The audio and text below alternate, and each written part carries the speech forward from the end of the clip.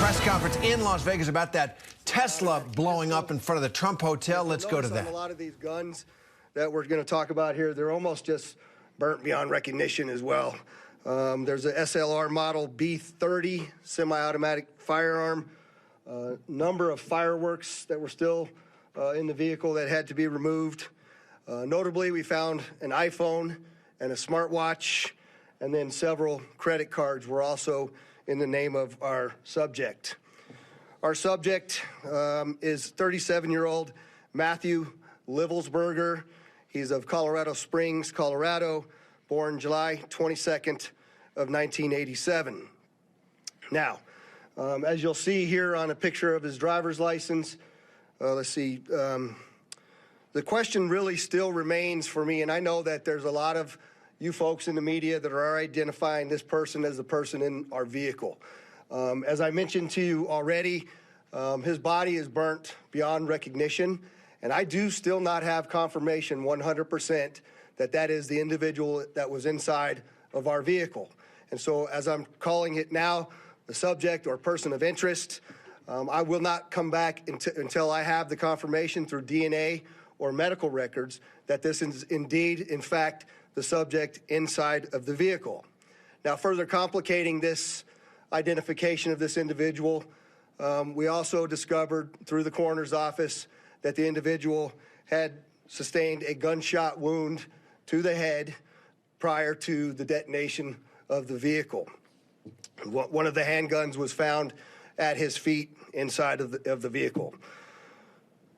Obviously, in how we're trying to identify him, and I'm feeling comfortable to give you this information, is a tremendous amount of substantial evidence to include he rented the Turo vehicle.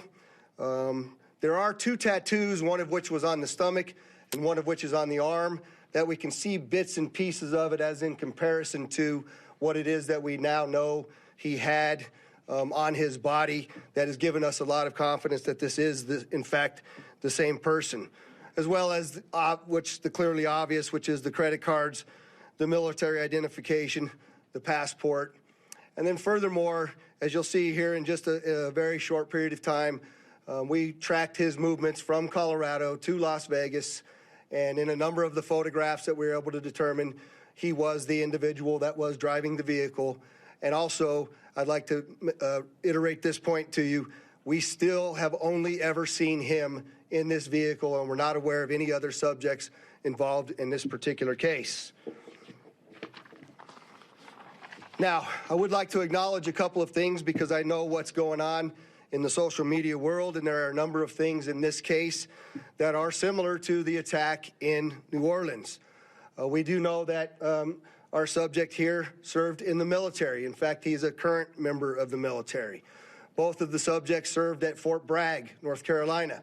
What we do know about that is it's a very large military base, and we have no record that they served in the same unit or even at the same years at Fort Bragg, something that continues to remain under investigation. I also know that they both served in Afghanistan in 2009. We don't have any evidence that they were in the same province in Afghanistan, the same location, or the same unit. Again, something else that remains under investigation. And we also know, of course, that they both used the rental company Turo to rent their vehicles. As far as his military background, it's been confirmed by DOD that he was indeed in the United States Army. He was also a Green Beret operations sergeant who spent most of his time at Fort Carson, Colorado, and in Germany. He was on approved leave from Germany, where he was serving with the 10th Special Forces Group. He was also previously in the National Guard and the Army Reserve. I'd like to point out to you that through exceptional joint investigative effort, we've gotten to a place where we believe we can show you his route to Las Vegas from Colorado, and Carlos will put up the map there for you. And we know that he rented the Cybertruck in Denver on December 28th. We tracked his movements through the Tesla charging stations to Monument, Colorado on December 30th. On the 31st of December, the truck was charged in Trinidad, Colorado, Las Vegas, New Mexico, and Albuquerque and Gallup, New Mexico. On January 1st, the truck was charged in Holbrook, Flagstaff, and Kingman, Arizona. We last tracked the truck in Kingman at 05:33 yesterday morning. The truck was first spotted in Las Vegas at 7:29 a.m. yesterday. And Carlos will pull up a picture of the truck pulling onto Fashion Show Drive here. And that picture was observed at about 7:34 a.m. We know that he pulled into the Trump Valet, and I believe we have a video of that. You can see the Cybertruck highlighted there.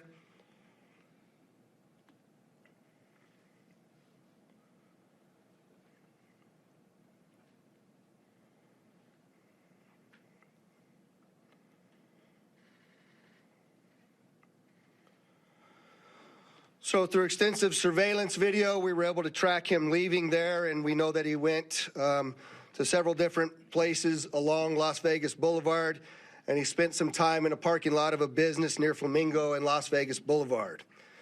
We didn't have a video of the truck pulling back onto Las Vegas Boulevard from the Sands.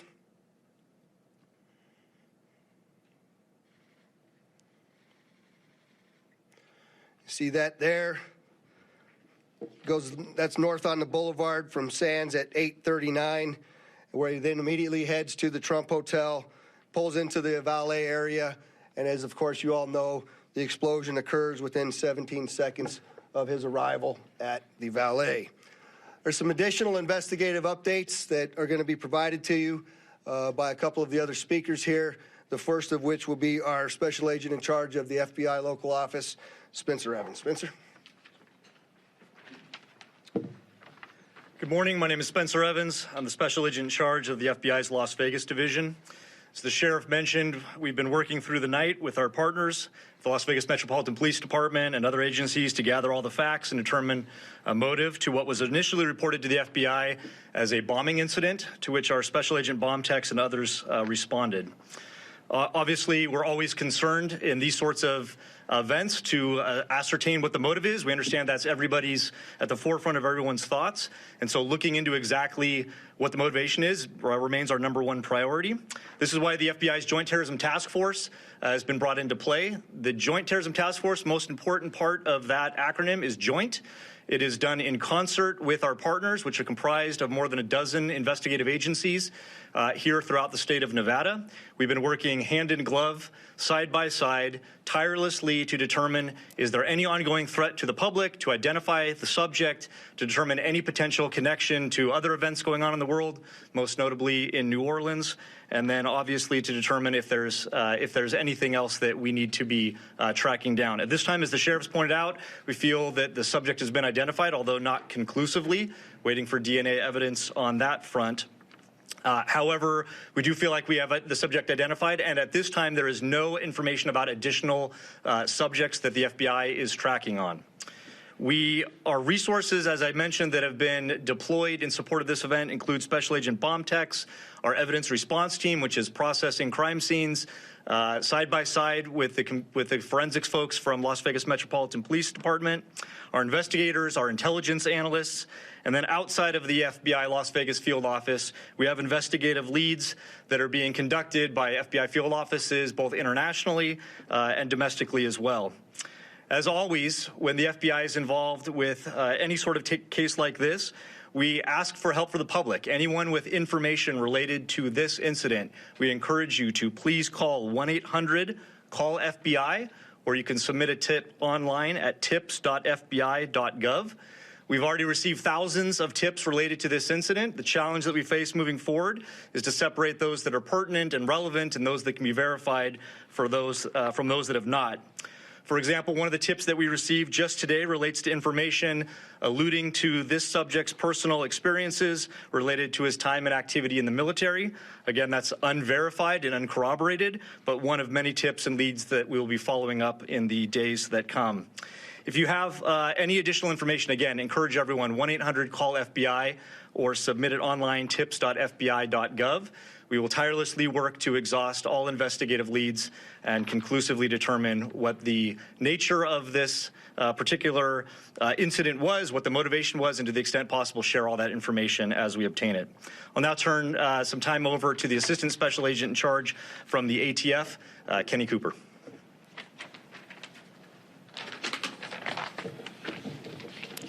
Good morning, everybody. My name is Kenny Cooper. I'm the Assistant Special Agent in charge of ATF San Francisco Field Division. ATF is bringing our expertise in post-blast investigations and our crime gun intelligence to specifically assist in this investigation.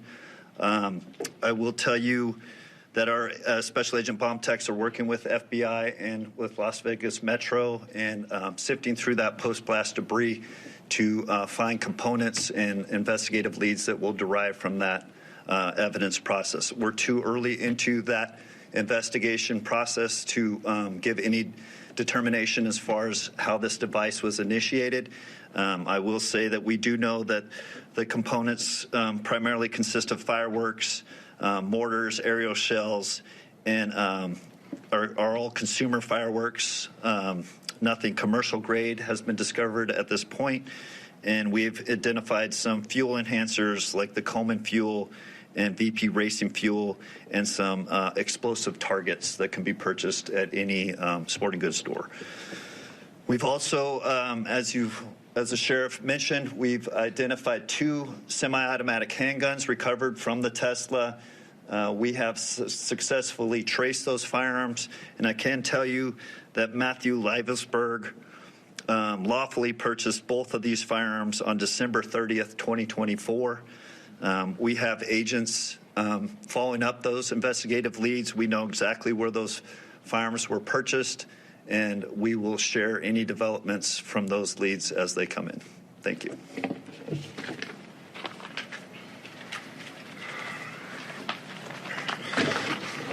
We also have the Clark County Fire Chief here, John Steinbeck, and he didn't have any additional updates, but if there's any questions in regards to what the fire department did during this, he's here to answer those questions as well. With that, I'd just like to say before I take a couple questions from all of you, you'll notice that we're not releasing information that we haven't corroborated and verified. We're very well aware of all of the things that are going around on social media.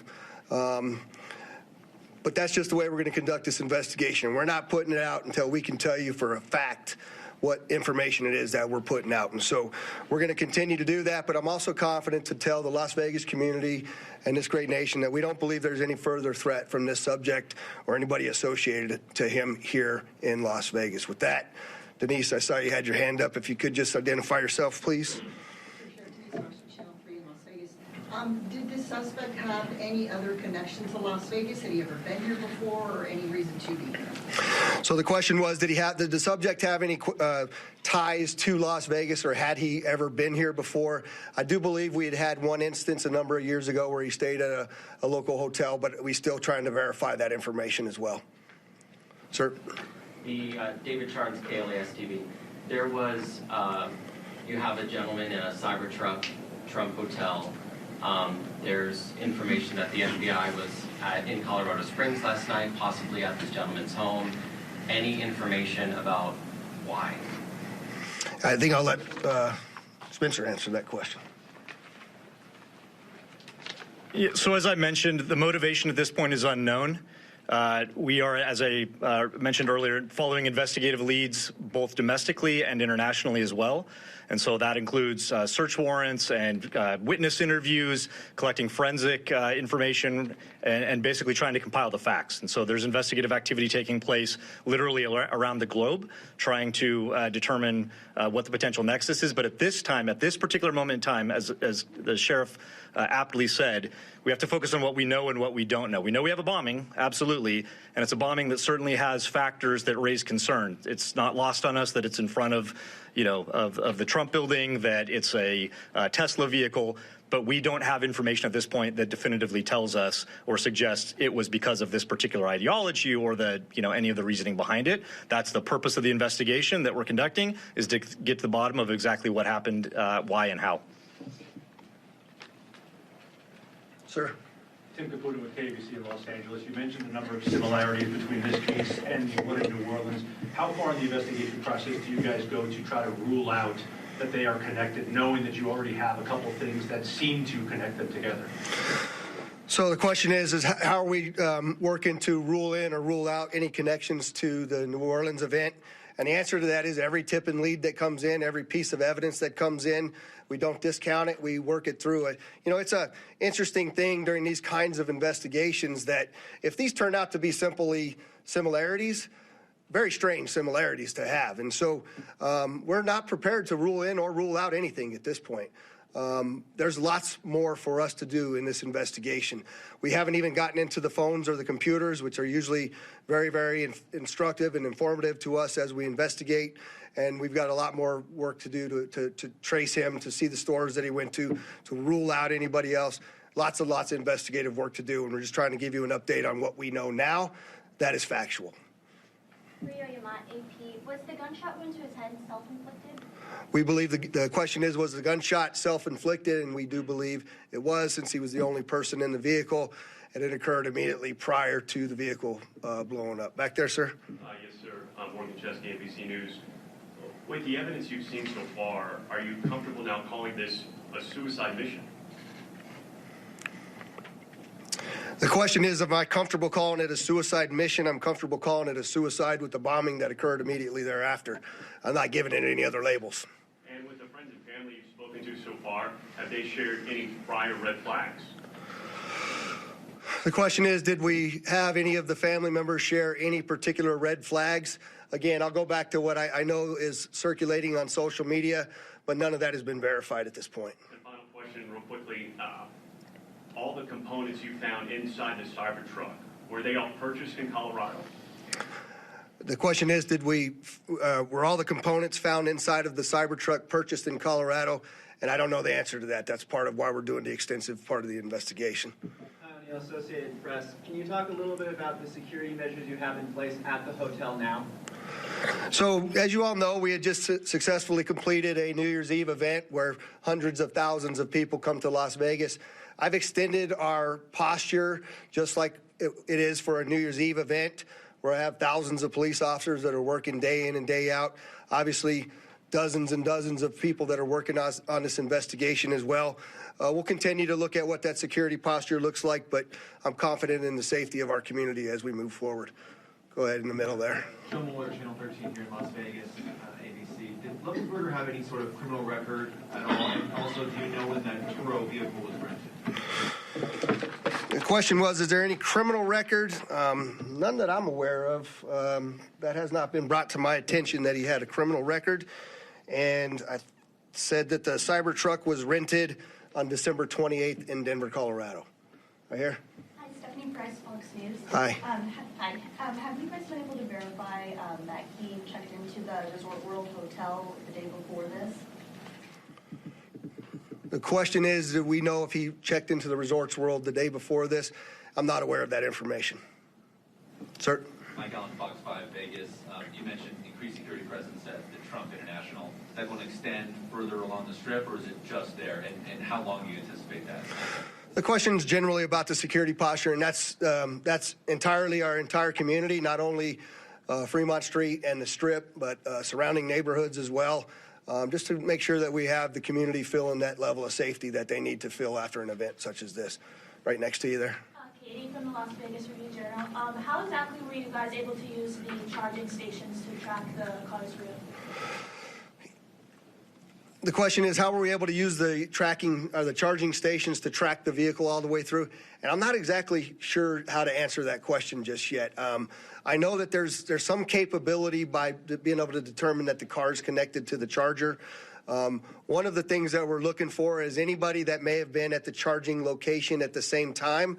We're looking to try to identify them because their vehicles would have also had cameras that would have taped anybody in and around them.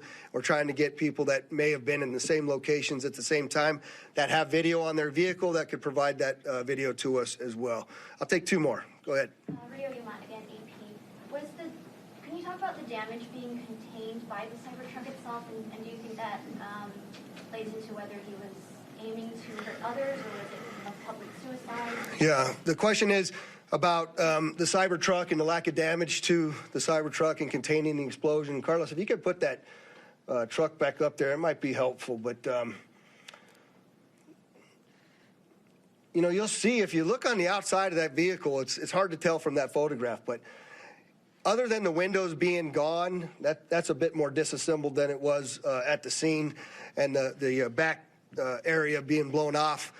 There's no evidence of physical damage to the sides of that vehicle. And so the explosion that was in that vehicle sort of vented out and up, but it didn't even damage the glass doors at the trunk. So I'm not sure what that means. I also know that there's a number of unexploded pieces of the things that he had inside of that vehicle. And so I just don't think that it was done as well as he was expecting it to be done. But go ahead. Sofia Rodriguez with Univision Vegas. I was wondering, were you able to recover the video from the Cybertruck, or was that destructive? So the question is, are we able to recover the video from the Cybertruck? And many of you may know that those Cybertrucks contain a tremendous number of cameras. Mr. Musk has sent out a number of his folks that will be arriving here this afternoon with the intent to try to capture the part of that captured all of the video from inside of the truck. Sir? Just quickly, you had mentioned a number of the components in the back of the truck that did not go off. Maybe this is a better suited question for ATF, but when it comes to the rudimentary nature of the bomb, I think we mostly think of a bomb that is connected. This seems like individual kind of incendiary and combustible components put together. Can you speak to how you think this is a bomb, or was it just several pieces of things that might blow up and might explode that were just lit and gone off at the same time? Yeah, I'll tell you, it does appear that it was. I just want to be careful with my language here, but the level of sophistication is not what we would expect from an individual with this type of military experience. That most of the materials inside that Tesla were fuel to help fuel a greater explosion. But it's too early to answer any question as if there was sophisticated connectivity to those components to make it ignite in the way that it did. All right, there was one last hand over here. I'll take your last question. Or maybe this is for Special Agent Evans, Mike Carter, Newsmax. Any idea if the suspect has been in touch with any outside terrorist groups? Has this investigation extended globally? The question is, do we know whether the subject's been in touch with any outside terrorist groups or if it's been investigated globally? And Spencer, you want me to? Okay. So the question about whether it's being investigated globally, absolutely. Like I said, we're running down investigative leads around the world. No information that we're aware of right now that connects this individual to any terrorist organization around the world. But that's obviously the thrust of the investigation, is ruling out that there's any sort of terrorism nexus, and then again getting at what the ideology is. We appreciate you all coming, and we will be back before you when there are substantial updates to provide to you. Thanks for all your great work.